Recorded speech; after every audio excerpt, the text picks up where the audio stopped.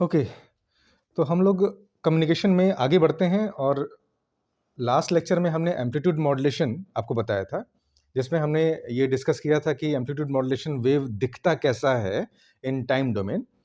तो ये डायग्राम आपको यहाँ देखेंगे तो आपको दिखेगा, ऐसा ही मैंने लास्ट लेक्चर पे बनाया था, ठीक है। फिर अब इसमें और क्या इम्पोर्टेंट पॉइंट्स आ सकते हैं, तो एक इम्पॉर्टेंट पॉइंट तो ये कि इसमें मैंने जिक्र किया था कि हम आपको कैरियर बताएंगे, यूएसबी बताएंगे और एलएसबी बताएंगे, ठीक है। और ये भी बताया था कि मॉड्यूलेशन इंडेक्स पे केसेस होते हैं, ठीक है। पिछले लेक्चर के लास्ट के कुछ मिनट्स में, 1-2 मिनट्स में मैंने ये बताया था कि मॉड्यूलेशन इंडेक्स पे केसेस होते हैं। तो आज के लेक्चर में हम ये कवर करेंगे एंड इफ टाइम परमिट हम इसमें फ्रीक्वेंसी डोमेन भी कंसिडर करेंगे, ठीक है। तो सबसे पहले तो जो चीज़ ऑलरेडी हम पढ़ चुके हैं उसको हम बता दें क्या है।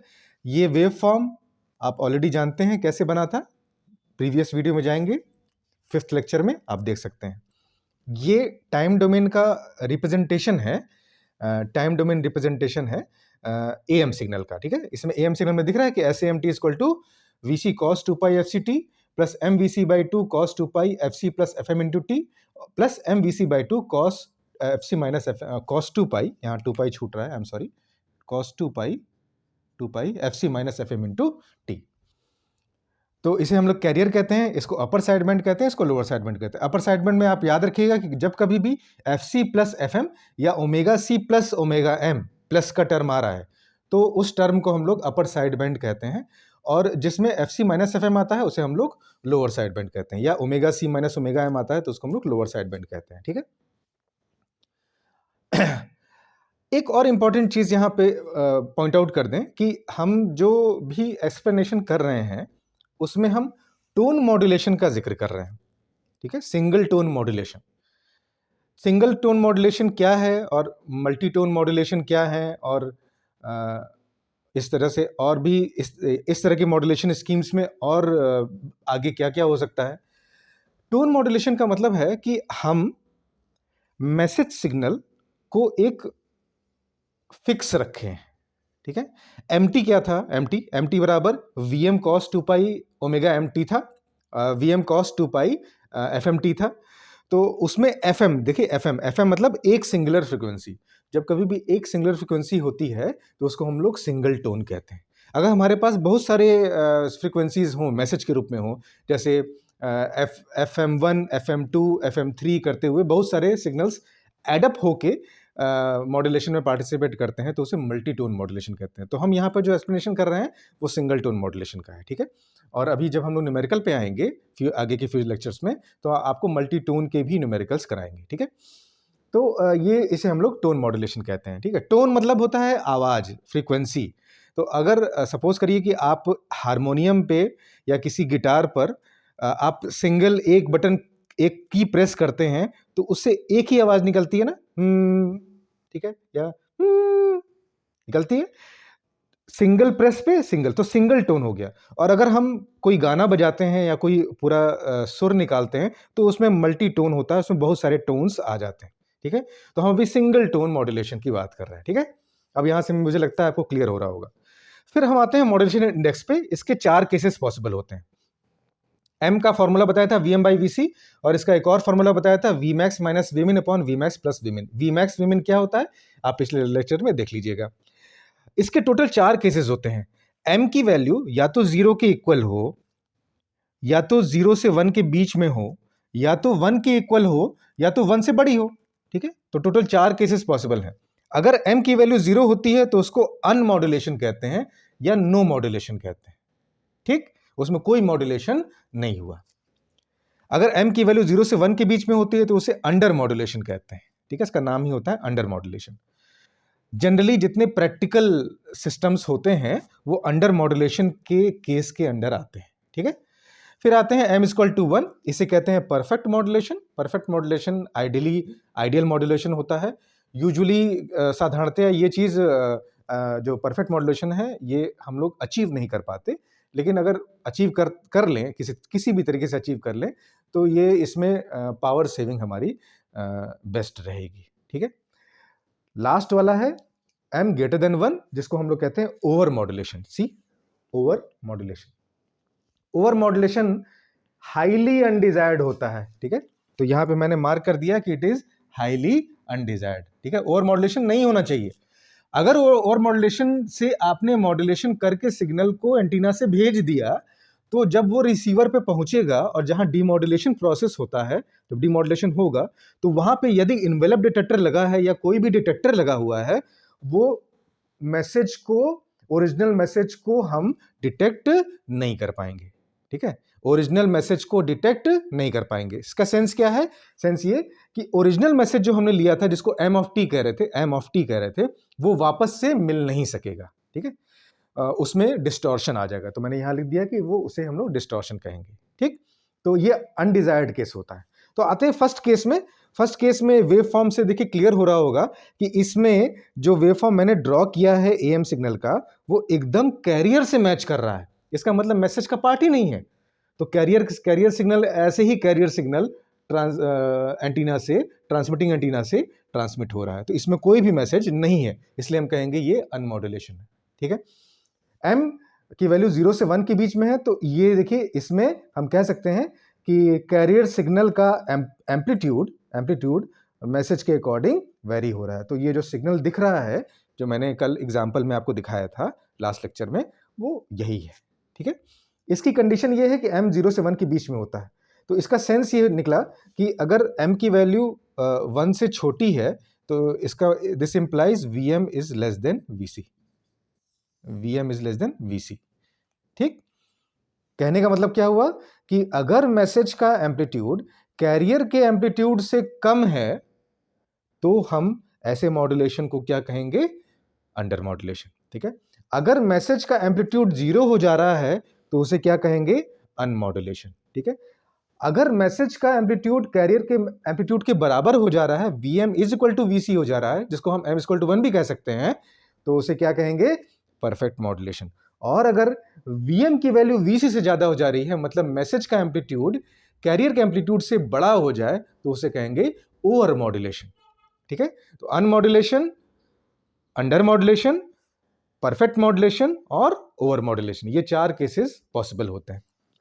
परफेक्ट मॉड्यूलेशन का जो डायग्राम है, आप देख सकते हैं कि इसमें जो एनवलप मैंने लिया है मैसेज का, उसको एक्स एक्सिस से टच करा दिया है, लाइक दिस। देखो मेरे, आप इसको देखिएगा कैसे मैं बना रहा हूँ। ऐसे बनाया और इसको यहाँ से टच कर दिया, फिर इसका मिरर इमेज ऐसे ले लिया। तो आप देख सकते हैं कि इसमें एक समय पे, एक इंस्टेंट पे आपको सिग्नल का एम्पलीट्यूड नहीं मिल रहा है, 0 मिल रहा है। लेकिन यहाँ पर ऐसा कभी नहीं हो रहा है कि सिग्नल का एम्पलीट्यूड, सॉरी, जो मिनिमम वैल्यू है, आई एम सॉरी, एम्पलीट्यूड तो 0 होगा ही क्योंकि वेव है वो। जो वी मिन की वैल्यू यहाँ पर 0 नहीं है, लेकिन यहाँ पे वी मिन की वैल्यू 0 है, ठीक है। तो लास्ट लेक्चर में मैंने वी मैक्स और वी मिन को मार्क करके दिखाया था। वी मिन जो होता है वो यहाँ पर 0 है, ठीक है। इसे हम लोग परफेक्ट मॉड्यूलेशन कहते हैं। और ओवर मॉड्यूलेशन में जो एनवलप लेते हैं, वो एनवलप को अगर ड्रॉ करेंगे तो वो एक्स एक्सिस को कट करता हुआ ये एनवलप बनेगा। और जब आप उसका मिरर इमेज लेंगे तो ये नीचे वाला पार्ट ऐसे बनेगा, लाइक दिस। और जब हम इसमें वेव फॉर्म, जो कैरियर वेव है, उसको एम्बेड करेंगे, तो हमारा ओवर मॉड्यूलेशन का सिग्नल ऐसा दिखेगा, ठीक है। ये हाईली अनडिजायर्ड होता है। इसमें बीच बीच में फेज रिवर्सल होता है, ठीक है। तो जहां कहीं भी वेव फॉर्म, जो एनवलप है, वो एक्स एक्सिस को कट करती है, उन पॉइंट्स पर जो फेज रिवर्सल प्रोसेस होता है, ठीक है। तो फेज रिवर्सल अनडिजायर्ड होता है, ओवर मॉड्यूलेशन अनडिजायर्ड होता है, जिसको हम लोग एनवेलप डिटेक्शन से या किसी डिमॉड्यूलेशन प्रोसेस से डिमॉड्यूलेट नहीं कर सकते, या करेंगे भी तो ऐसा उल्टा सीधा मैसेज मिलेगा जो कि हमारे ओरिजिनल मैसेज सिग्नल से मैच नहीं करेगा, आप उससे कुछ इंटरप्रेट नहीं कर पाएंगे, ठीक है। तो ये सारी चीज़ें यहाँ पर बताया मैंने, ठीक है। ये है आपके मॉड्यूलेशन इंडेक्स के केसेस। Is it clear? अब हम लोग करते हैं फ्रीक्वेंसी डोमेन रिप्रेजेंटेशन, ठीक है। तो फ्रीक्वेंसी डोमेन रिप्रेजेंटेशन क्यों जरूरी है? ये तो टाइम डोमेन रिप्रेजेंटेशन हो गया और ये मॉड्यूलेशन इंडेक्स पे हो गया। फ्रीक्वेंसी डोमेन रिप्रेजेंटेशन इसलिए जरूरी है क्योंकि वहां से हम बैंडविड्थ कैलकुलेट कर सकेंगे और वहीं से पावर रिलेशन और करंट रिलेशन भी डिराइव करते हैं, ठीक है। तो हम लोग फ्रीक्वेंसी डोमेन रिप्रेजेंटेशन पे आते हैं कि what is frequency domain representation. तो अब एक चीज़ आपको बता दें, मैं रब करते करते बता रहा हूँ, सुनिएगा कि जब कभी भी किसी टाइम डोमेन के सिग्नल को फ्रीक्वेंसी डोमेन के सिग्नल में कन्वर्ट करना होता है, तो हम लोग एक ट्रांसफॉर्मेशन रूल अप्लाई करते हैं या ट्रांसफॉर्मेशन अप्लाई करते हैं, जो कि ये करता है, काम ये करता है कि टाइम डोमेन को फ्रीक्वेंसी डोमेन में कन्वर्ट कर देता है। ठीक है, तो ट्रांसफॉर्मेशन हमारे बहुत तरह के होते हैं। आप सब लोगों ने कभी न कभी लाप्लास ट्रांसफॉर्म का नाम सुना होगा, या फूरियर ट्रांसफॉर्म का नाम सुना होगा, या फिर जेड ट्रांसफॉर्म होता है उसका नाम सुना होगा। ठीक है, फूरियर का तो सुना होगा और लाप्लास भी सुना होगा, क्योंकि ये जनरल ट्रांसफॉर्मेशन टेक्निक्स होती हैं, बड़े कॉमन सी होती हैं। ठीक है, तो हम ट्रांसफॉर्मेशन यहाँ पे तो नहीं कर रहे हैं, मतलब ट्रांसफॉर्मेशन करके उसको कैसे फूरियर ट्रांसफॉर्म करना है वो नहीं कर रहे हैं। ट्रांसफॉर्म करने के बाद जैसा वेव फॉर्म या रिप्रेजेंटेशन मिल रहा है उसको ड्रॉ कर रहे हैं। तो इस सिग्नल को हम कंप्लीट करते हैं। ये हमारा कैरियर था, ये अपर साइड बैंड था, अपर साइड बैंड, ये हमारा कैरियर, और ये है M V C by two cos 2 pi F C minus F M into T. ठीक है, एफ सी minus F M into T, इसको कहेंगे लोअर साइड बैंड। ठीक है, तो अब आते हैं फ्रीक्वेंसी डोमेन रिप्रेजेंटेशन पे। फ्रीक्वेंसी डोमेन रिप्रेजेंटेशन, ठीक है, तो टोन मॉड्यूलेशन लेने का फायदा ये होगा कि अब हमारा जो फ्रीक्वेंसी डोमेन रिप्रेजेंटेशन है उसमें हर एलिमेंट के लिए या हर कंपोनेंट के लिए हमें एक सिंगल एरो से ही रिप्रेजेंट करना पड़ेगा। अदरवाइज हमें कोई आर्बिट्रेरी वेव फॉर्म लेना पड़ता रिप्रेजेंट करने के लिए, अगर हम लोग मल्टी टोन मॉड्यूलेशन या बेस बैंड मॉड्यूलेशन करते तो। ठीक है, तो इसको ड्रॉ करते हैं, बड़ा सिंपल होता है। आप सबसे पहले एक एक्सिस ड्रॉ करिए, इसको कह दीजिए frequency.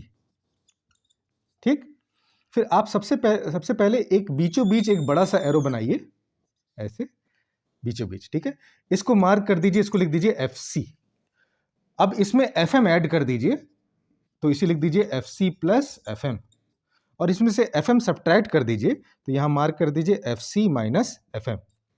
F C plus F M पे फिर से एक सिंगल एरो दिखाइए, जो कि मेन जो कैरियर की फ्रीक्वेंसी वाले एरो है उससे कम हाइट का होगा, और सेम हाइट पे, जैसे कि ये एफ सी प्लस एफ एम पे एरो बना है, वैसे ही एफ सी माइनस एफ एम पे एक एरो बना दीजिए।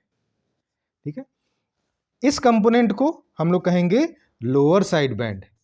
ठीक है, इस कंपोनेंट को कहेंगे अपर साइड बैंड, और इस कंपोनेंट को क्या कहेंगे, कैरियर। ठीक है, तो lower side band, carrier, upper side band. ठीक है, अब यहां पर अगर सिग्नल का एम्पलीट्यूड शो करें, तो यहां पे सिग्नल का एम्पलीट्यूड क्या है, कैरियर का एम्पलीट्यूड कितना है, देखिए Vc, तो यहां लिखेंगे Vc। ठीक, अगर लोअर अपर साइड बैंड का शो करना होगा तो MVc/2 है, तो इसका एम्पलीट्यूड शो कर देंगे MVc/2। ठीक है, और अगर लोअर साइड बैंड का हाइट, उसका एम्पलीट्यूड शो करना होगा तो क्या हो गया, वो सेम हो जाएगा, दोनों के जो फैक्टर्स हैं वो सेम है, तो MVc/2। ठीक है, तो हम इस तरह की रिप्रेजेंटेशन को क्या कहते हैं, इसको कहते हैं फ्रीक्वेंसी डोमेन रिप्रेजेंटेशन। ठीक है, this is known as frequency domain representation. अब एक टर्म आता है जिसे कहते हैं बैंडविड्थ। तो बैंडविड्थ ऑफ एएम सिग्नल कितना होता है, लेट अस सी। बैंडविड्थ का जैसे नाम ही अपने आप में कंप्लीट है कि विड्थ मतलब चौड़ाई, और बैंड मतलब जो फ्रीक्वेंसी बैंड है, फ्रीक्वेंसी एक्सिस है। तो फ्रीक्वेंसी बैंड का मतलब हो गया कि जो भी कंपोनेंट आपके लोअर साइड में और अपर हाईएस्ट साइड में लाई कर रहे हैं, उनके बीच का जो गैप है उसी को हम लोग क्या कहेंगे, बैंडविड्थ। ठीक है, तो बैंडविड्थ को रिप्रेजेंट करते हैं FH माइनस FL। ठीक है, higher frequency, higher cut off frequency minus lower cut off frequency. इसको कभी कभी हम लोग 3 dB फ्रीक्वेंसी भी कहते हैं, FH को, और FL को भी 3 dB फ्रीक्वेंसी कहते हैं। ठीक है, तो FH कितना है, हायर फ्रीक्वेंसी कितनी है, FC प्लस FM, यहां लिख दें FC प्लस FM। ठीक है, और लोअर फ्रीक्वेंसी कितना है, लोएस्ट फ्रीक्वेंसी कितना है, FC माइनस FM, तो यहाँ लिख दें एफ सी माइनस एफ एम। ठीक है, आप इसको सॉल्व करेंगे तो बैंडविड्थ की वैल्यू कितनी आ जाएगी, 2 टाइम्स एफ एम। ठीक है, तो हम यहाँ पे लिखेंगे कि bandwidth of am signal, bandwidth of AM signal is equal to 2 times FM, 2 times the maximum frequency present in the message signal. Message signal क्या था हमारा, फिर से याद करिए, Vm cos of omega mt या Vm cos of 2 pi FM into t। तो उसमें जो मैक्सिमम फ्रीक्वेंसी मौजूद है वो FM है ना, FM में 2 का मल्टीप्लाई कर दीजिए, तो 2 का मल्टीप्लाई करेंगे तो क्या मिल जाएगा आपको, बैंडविड्थ। डायग्राम में कहाँ शो किया जाता है, डायग्राम भी बड़ा क्लियर है कि आप अगर यहाँ पे एक इस तरह से मार्क कर देते हैं, इस तरह से, तो ये जो मार्किंग आपको बता रही है, ये मार्किंग टोटल, ये gap total, this is known as bandwidth. ठीक है, तो इसे हम लोग कहते हैं फ्रीक्वेंसी डोमेन रिप्रेजेंटेशन। ठीक है, तो नेक्स्ट लेक्चर में जब हम लोग मिलेंगे तो हम डिस्कस करेंगे कि हमारे भेजे गए एएम सिग्नल में या हमारे एएमई सिग्नल में टोटल पावर कितना है। ठीक है, तो टोटल पावर पीटी, इसको हम लोग कैलकुलेट करेंगे।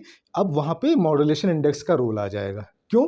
क्योंकि यहाँ पर आप देख सकते हैं कि लोअर साइड बैंड या अपर साइड बैंड दोनों में देखा जाए तो एम का फैक्टर आ रहा है, और एम का फॉर्मूला हमने आपको बताया था वीएम बाई वीसी। इसका मतलब वीएम, अच्छा वीएम का मतलब क्या है, मैसेज का एम्पलीट्यूड। इसका मतलब इसमें भी मैसेज है, इसमें भी मैसेज है, लेकिन इसमें मैसेज नहीं है।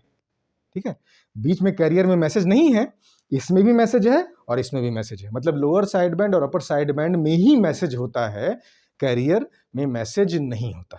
ठीक है, तो इस बात को बताते हुए हम यहाँ पे इस लेक्चर को एंड करते हैं, और नेक्स्ट लेक्चर में मिलते हैं तो हम टोटल पावर और टोटल करंट को डिराइव करेंगे in the case of am signal और डीएसबी एफसी सिग्नल। इसको डीएसबी एफसी भी कहते हैं। Okay, thank you.